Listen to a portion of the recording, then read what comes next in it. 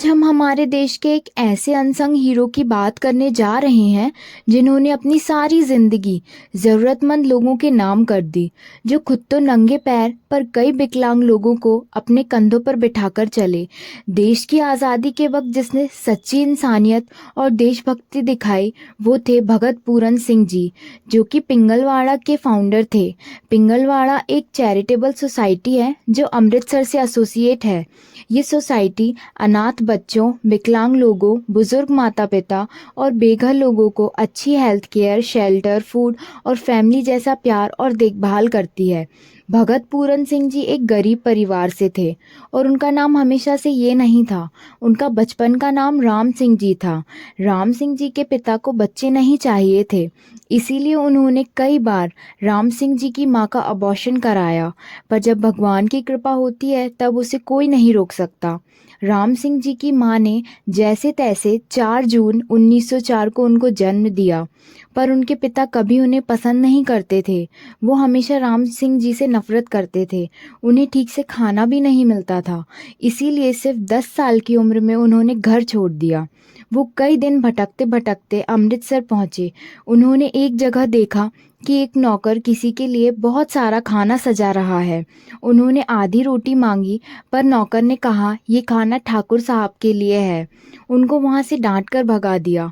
फिर रास्ते में चलते चलते उनकी नज़र अमृतसर के एक गुरुद्वारे के निशान साहिब जी पर पड़ी और निशान साहिब जी को देखकर वो गुरुद्वारे की तरफ गए। वहाँ खड़े एक सेवादार को देखकर वो अंदर जाने से घबरा रहे थे। फिर उस सेवादार ने सामने से उनको अपने पास बुलाया। तब उन्होंने खाना नहीं मांगा, बल्कि ये कहा कि उनको गुरु ग्रंथ साहिब जी के दर्शन करने हैं। ये सुनते ही वही सेवादार बोला, साहिब जी के दर्शन उस तरफ होते हैं, पर उसके पहले लंगर ग्रहण कर लो। गुरु नानक जी ने सिखाया है, पहले पंगत फिर संगत। जब पूरन सिंह जी लंगर खाने बैठे तो उन्हें बड़ा अचंभा हुआ कि एक तरफ तो उस नौकर ने उन्हें आधी रोटी देने से भी मना कर दिया और दूसरी तरफ ये लंगर जहाँ उनकी इतनी सेवा हो रही थी। वो पंगत में बैठकर खा रहे थे और लोग उनके पास खाना लेकर उनको पूछ पूछ कर दे रहे थे। इससे वो बहुत प्रभावित हुए और फिर अमृतसर में ही बस गए। एक दिन गुरुद्वारे में एक अनाथ विकलांग बच्चा मिला। कोई उसे वहाँ छोड़ गया था, तो वहाँ के ग्रंथी ने पूरन सिंह जी को बुलाया और उनको कहा, आज से इस बच्चे के माँ बाप भाई बहन सब तुम हो।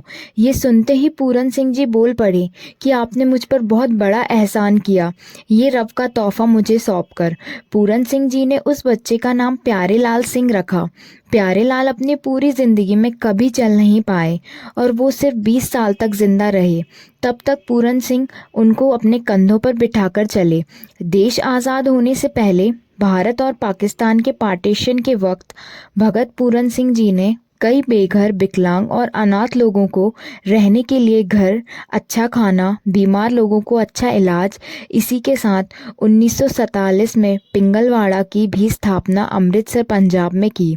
भगत पूरन सिंह जी ने अपनी पूरी जिंदगी देश के ज़रूरतमंद और बेघर लोगों के लिए समर्पित कर दिया। उन्हीं लोगों की सेवा करते करते 5 अगस्त 1992 उन्होंने इस दुनिया को अलविदा कह दिया और अपने पीछे वो पिंगलवाड़ा जैसी लेगेसी छोड़ गए।